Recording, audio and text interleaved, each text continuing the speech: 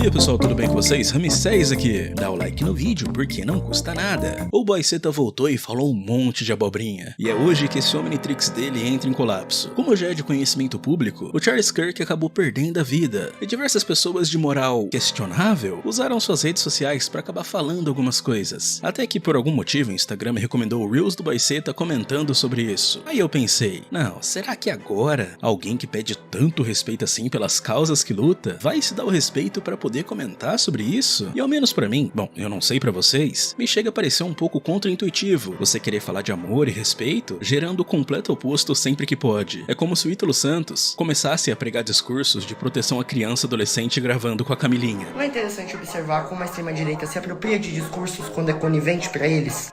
Porque assim, até então, a gente sabe que os esquemas de violência que acontecem no nosso país ou nos outros, em relação a minorias, não é um grande problema. Ah não, cara, é inacreditável. Começamos bem aqui, né? Só que eu gosto bem do jeito distorcido que essa turma enxerga as coisas. Parece que só tem eles e a extrema alguma coisa. Eu nem sei o que é extrema direita e direita, o que é isso? É a transformação nova do Goku? Tem a extrema direita fase 1, 2 e 3? E Boyzeta, como assim? A violência que acontece em relação a minorias não é um problema? Cara, da onde que você tirou isso? Nenhum ser humano em plenas faculdades mentais, mesmo que a moral seja relativa de ser pra ser, iria olhar pra uma fatalidade e acabar pensando algo assim: oi, que não sei o que, isso não é um problema. A menos que você faça parte de algum grupo muito doido que relativiza as coisas. E você sabe por que disso, Boyzeta? Porque é completamente doentio. E convenhamos, né? Você reclamar que a super extrema direita fase 1 do Goku se apropria de coisas que acontecem mundo afora, nem parece ser lógico vindo da turma que quase tatuou o George Floyd na testa.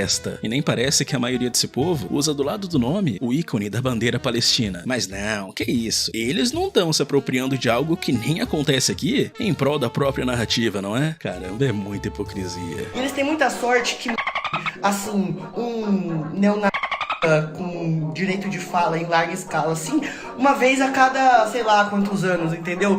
Queria eu que fosse estatística. Ah, cara, qual é? O ruim desse negócio é que todo mundo pra essa galera é alguma coisaísta / alguma coisa fóbico. Pro Boyzeta, o Charlie Kirk era neo-NIsta, porque na cabeça dele, sim, era e pronto, acabou. O que eu não posso nem concordar ou acabar discordando dessa informação. Eu não conhecia o Charlie Kirk a fundo, e o que eu conheço aqui é esse caráter questionável do Boyzeta. Ai, que não sei o que, fulano de tal era neo-NIsta. Aí você olha e fala, caramba, meu Deus, que coisa horrível, né? Alguém ser algo tão tenebroso assim. Mas calma aí, você tem provas disso, não tem? Algo mais concreto, além de falas fora de contexto que vão contra essa ideologia maluca que você segue. Ah não, mas veja bem, ele falou isso daqui e aquilo lá. Ah, Boyzeta, pelo amor, vai, calma aí. Não me entenda mal. Só que como você mentiu uma vez pra tentar derrubar um vídeo meu tentando dar strike em mim, assim, eu não sei, você pode estar sendo mau caráter, ignorante, mentiroso. Então não dá pra mim sair como um gado concordando com tudo que você fala, sem nem acabar cogitando a possibilidade de você estar errado ou se não mal intencionado. E pelo que andei vendo, pelo que andei pesquisando por aí, o Charlie tinha umas falas que eram sim um tanto quanto polêmicas, e isso se não for analisado o contexto nas quais elas foram ditas. E mesmo que fosse esse caso dele ser um extremista, como daquela vez que ele disse que os negros estavam melhores na época da escravidão do que a década de 1940 lá nos Estados Unidos, que se você acaba pegando essa fala dele e acaba levando na ignorância, existe a possibilidade dele ter se enganado, dele não ter se aprofundado no assunto bastante, ou de, sei lá, dele ter tido uma fala infeliz. E mesmo que você pegue isso e acabe juntando tudo, meu amigo, para chegar num ponto de alguém ser neo-NIsta, ainda existe um longo caminho para ser percorrido, viu? É claro que se você chega e fala que os negros estavam melhores na época que eles eram escravos, é óbvio que é uma fala de se levantar a sobrancelha. Isso se você não acabar analisando como que eram os Estados Unidos em 1940. Eu acabei procurando o trecho que o Charlie tem essa fala para entender o contexto que isso foi dito. E lá em 1940, começo da Segunda Guerra, a segregação racial nos Estados Unidos rolava até o talo, com negros não podendo estudar em escolas de branco, faltando escolas para que negros estudassem, brancos não empregando negros, o que levou ao desemprego e à baixa escolaridade de milhares de pessoas. Aí você junta a falta de escolaridade com a falta de oportunidade de trabalho de milhões de pessoas que precisam ter algo para comer, precisam ter um lugar para morar, que precisam ter algo para tocar suas vidas e também para sobreviver. Adivinha só o que essas pessoas vão fazer? Elas vão recorrer ao crime, o que sim gerou um aumento na criminalidade envolvendo pessoas negras na década de 1940, época que era comum pessoas negras serem linchadas na rua publicamente ao ar livre sem que ninguém fizesse nada, e movimentos racistas como o da clã ganhando força. Analisando friamente, em todos os cenários isso foi ruim. E mesmo que uma pessoa negra conseguisse dinheiro de alguma forma, quase todos os estabelecimentos dessa época tinham donos brancos, e não deixavam que os negros fizessem compras ali. E que mesmo que numa rara ocasião de um negro nessa época acabar sendo dono do próprio estabelecimento, pra quem que esse cara vai vender? A maioria dos brancos não faziam suas compras ali, e boa parte dos negros não tinham dinheiro pra acabar comprando alguma coisa, ou se eles tinham algum trocado, era porque em alguns casos, o dinheiro que eles tinham eram provenientes de crimes cometidos. E por conta do aumento da criminalidade envolvendo negros, discursos que eram verdadeiramente racistas acabaram ganhando força ao longo dos anos, contribuindo ainda mais para essa segregação racial que aconteceu lá, o que acabou fazendo com que até pessoas que não eram preconceituosas acabassem se tornando pelos crimes cometidos, que na sua grande maioria, nessa época, era cometido por pessoas negras. Entende que quando você sabe o contexto por trás das falas do Charlie Kirk, as coisas mudam um pouco, mas ok, aí você pensa, num país onde a segregação racial sempre existiu e as pessoas daquela época não tinham a mente que a gente tem hoje, o que você acha que vai acontecer? O que tudo bem, eu posso estar muito enganado aqui. Se a comparação do Charlie nessa fala foi que era melhor antes pros negros estarem escravizados do que foi durante nessa época em específico de 1940, começo da Segunda Guerra, meu amigo, existe uma questão mais do que polêmica aqui a ser debatida. Então eu vou acabar deixando essa pra vocês debaterem aí nos comentários. O que será que é melhor? Você ficar na lavoura catando algodão, ou sei lá, você sair na rua e ser linchado de graça por algum grupo racista a troco de nada? Tudo porque era muito comum ter doido supremacista andando livremente naquela época. Porque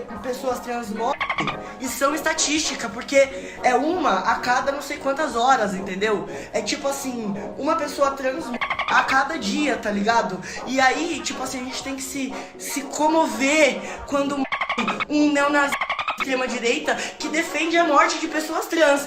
Ah, vocês me dão licença. Boiceta, você sabe muito bem que o mundo não gira em torno da sua turma, né? É óbvio que é uma lástima que X pessoas inocentes morram a cada X horas. Isso é muito triste. Qualquer ser humano normal chega facilmente nessa conclusão. O ponto aqui não é você acabar se comovendo ou não com a morte de outra pessoa, e sim a sua hipocrisia. Antes vocês eram contra a violência, mas aí do nada vocês comemoram quando essa violência é usada contra quem pensa diferente. E olha só que bacana, eu também encontrei algumas falas do Charlie a respeito da comunidade LGBT. Puberdade não é o problema. A puberdade é a solução para a questão trans. Charlie costumava debater com estudantes universitários queer sobre o tema de ser transgênero, deixando sua posição explicitamente clara. Você está mentindo para si mesmo e para outras pessoas que você pode se tornar algo diferente do que você nasceu. Ele também tem se manifestado abertamente sobre sua discordância com o casamento entre pessoas do mesmo sexo. Eu acredito que o casamento tem sido entre um homem e uma mulher. São opiniões fortes de fato, mas é uma pena que elas estão fora de contexto. Eu encontrei mais falas do Charlie dele falando da comunidade LGBT. So I do not have hate for a group. I do not have hate for a people. I have hate just so I can get it on my camera. So Instagram, don't worry, we got plenty of cameras, but yeah. But yes, so you do not hate the LGBT community, No, and Turning Point is not against LGBT. No, how could I hate that which I have a heart for? Thank you. And I might not agree at that for some of the lifestyle choices that some people make, but of course not. And if someone said, Charlie, what's your view on marriage? I say, I believe marriage is between one man and one woman. But if you ask me, what do I have hate in my heart for somebody that doesn't choose the lifestyle that I believe that God laid out in the scriptures? Of course not. Dele também falando sobre negros. Give me one thing that white people and black people have different biologically. Don't change the question of this, like DNA-wise, we are different. No, we're not. That's a lie. It has been disproven. Front page of National Geographic 6 months ago. Racism created by society. If you look at DNA independently in a science laboratory, they cannot distinguish between a black person or a white person if they look at just the DNA, because the only difference is the melanin. It has been disproven. Race is a social construct that I want to break out of. Inclusive, fato curioso, nesse daqui que ele fala sobre negros, ele tinha ido numa universidade dos Estados Unidos e acabou debatendo com uma galera que tem uma ideia meio torta, de pessoas negras que realmente acreditam que são superiores a outros indivíduos, incluindo brancos, asiáticos. Eu não sei, até parece um discurso que seria facilmente usado em 1945. Mas ok, aqui a gente tem duas coisas a serem consideradas. A primeira delas é que isso que ele disse sobre as pessoas LGBT é só a opinião do cara. O que ele pensa ou deixa de pensar é completamente diferente diferente do que ele faz na realidade. É claro que pra nossa realidade isso é um absurdo, afinal a gente tá no Brasil, o que nos leva ao segundo ponto. A Constituição americana, ela é completamente diferente da nossa. Lá um americano pode acabar expressando o que ele acha de coisa A ou B sem que ele seja preso por isso. O Charles Kirk acreditar que, ao menos pra ele, só tem casamento entre homem e mulher, não significa que ele quer proibir que outras pessoas do mesmo sexo acabem se casando. É completamente diferente. O que o Boyceta tá fazendo é exatamente o que ele critica. A apropriação da extrema-direita fase 1, ou sei lá, que transformação doida é essa? Pegando um caso que é gringo, com outra realidade, com outro contexto, e acabar tentando encaixar ele na realidade brasileira. É a mesma coisa de, sei lá, eu acabar cancelando um muçulmano de misógino machista aqui no Brasil, porque lá no país dele, onde ele vive, ele bate na mulher, sendo que lá o cara pode fazer aquilo. E aí, agora que morre um desses praga aí, eles ficam no discurso, mas ele era pai de família, era só mais um que a estrela não brilha, ele era mas era pai de família. Caramba, hein? Humor gameplay. Boyceta lançou Humor 2 aqui. Então assim, na moral mesmo, quando é que vocês vão começar a se importar com quem morre de verdade nessa Porque pessoas trans, pessoas pretas, pessoas indígenas estão morrendo. E a culpa é do capitalismo. E vocês não admitem isso. E preferem se colocar atrás de um monte de vitimismo toda hora que acontece uma dessa pro lado de vocês. Ah, sim, Boyceta, faz todo sentido. Me mostra aí quem tá morrendo de verdade junto com quem tá morrendo de mentirinha. E opa, pera aí. Como assim a culpa é do capitalismo? Se a culpa seria do capitalismo, então você seria cúmplice disso tudo? Porque assim, se o capitalismo for o problema, por que então você faz parte dele? Por que você capitaliza suas redes por aí, ganhando dinheiro através de sistemas que só se importam com o lucro dessas empresas bilionárias, como YouTube, Spotify? E não, pera, o que é isso? Não me diga que nesse link aqui do seu Instagram, você tem uma loja virtual. Ah, Boyceta, que isso? Eu pensei que você era contra o capitalismo, ainda vendendo um curso por R$95 e mais um monte de coisa. Ah, Boyceta, calma lá, dá pra ver que você só é contra o capitalismo quando não é pro seu bolso que o dinheiro tá indo, não é? Mas vem cá, como é que você se sente fazendo projeto com Renato Cariani, que é empresário, e disse que passava por cima de outras pessoas pra acabar tendo cargo melhor como químico antes dele ter a academia dele, que segue o Nicolas Ferreira e outros perfis de direita no Instagram, que acaba apoiando os vídeos que o Nicolas faz, e que já deu declarações de que ele é um cara de direita conservador. Ah, já sei, pra ele você abaixa a cabeça e fica pianinho, né? Só porque ele te deu uma oportunidade num projeto de emagrecimento? É, Boyceta, hipocrisia atrás de hipocrisia, viu? Tá precisando radicalizar mais esse negócio. E o pior, não era um esquerdista que matou o Charlie King. Sabe o que é pior? Não era, porque eu queria muito que fosse um antifascista. Eu queria muito, mas não era. Era um de vocês, era um dos maga lá do Donald Trump. O cara era trampista e matou o outro porque ele não era o suficiente. Meu Deus, vocês têm noção que literalmente ele acabou de dizer que queria que alguém da turma dele fizesse o trabalho sujo. Nem parece que é a mesma pessoa que acabou reclamando que minorias morrem demais há alguns segundos atrás. Aí agora vocês se apropriam do discurso, porque pra fazer piada com a morte da Preta Gil, Léo Lins serve. Mas agora ninguém quer fazer piadinha. É, isso é literalmente o que eu disse quando eu fiz um vídeo respondendo o pessoal do Twitter que ficou muito triste com as minhas piadas a respeito da Marielle. O problema não é a piada pesada. Eu posso fazer uma piada pesada, desde que ela seja feita com alguém que a minha turma odeie. Talvez eu possa fazer uma piada racista, desde que seja contra um negro de direita. Eu posso fazer uma piada gordofóbica, desde que ela seja contra um gordo de direita. Eu posso zoar uma religião, desde que não seja uma religião de matriz africana. Mas calma que piora. Agora vocês estão sendo insensíveis. Quer saber? Vocês sempre foram o retrato de insensibilidade desse país. As pessoas morrem do seu lado e você não tá nem aí. Nem dá pra acreditar que ele tá reclamando de insensibilidade, enquanto ele tinha dito que queria que alguém da turma dele tivesse dado um tiro em alguém. Então, antes de mais nada, antes de você me cobrar aqui algum tipo de empatia com um neonazista supremacista branco que falava que era melhor que os pretos antigamente eram escravizados porque pelo menos eles não cometiam muitos crimes. O filho da puta falava isso e a gente tá tendo que replicar essas falas pra ver se vocês acordam. Mas no final das contas, vocês concordam com esses caras. Por que será, né? Essa daqui eu vou deixar pro pessoal dos comentários responder. E não, Boyceta, eu lamentar a morte de alguém não significa que eu concorde com todas as ideias daquela pessoa. Por exemplo, quando alguém da sua turma acaba usando uma camiseta do Che Guevara, não significa que essa pessoa concorde com todas as coisas que o menininho Che fazia, principalmente quando ele mandava gays pro paredão, viu? Seguindo essa lógica distorcida, imagina o tanto de gay homofóbico que tem por aí, ou de, sei lá, dessa galera da turma do Boyceta, e acabaram lamentando a morte dele. E agora eles se apropriam de um discurso muito que é utilizado pela esquerda, inclusive, como por exemplo, isso é uma ditadura, como por exemplo, vocês estão nos perseguindo, sendo que isso não é verdade.